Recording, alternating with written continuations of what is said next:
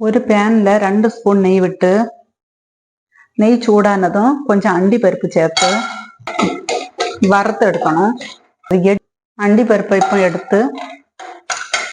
அதே பேன்ல 1 கப்பு ரவை சேர்த்து வறுத்து எடுத்து அதே பேன்ல 3 ஸ்பூன் நெய் விட்டு 1 கப்பு கேரட் சேர்த்து அதையும் வதக்கி கொஞ்சம் தண்ணி விட்டு மீடியம் ஃப்ளேம்ல கேரட்டை வேக வச்சு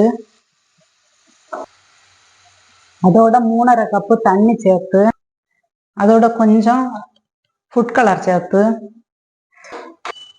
தண்ணி கொதிச்சதும் நம்ம வறுத்து வச்ச ரவையை கொஞ்சம் கொஞ்சமா சேர்த்து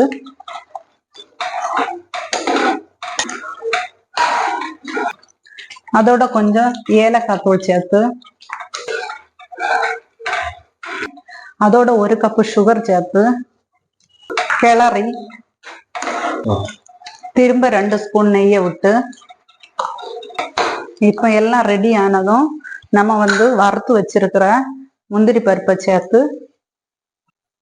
இறக்குனதும் இப்போ சுவையான கேசரி ரெடி ஆயிட்டு.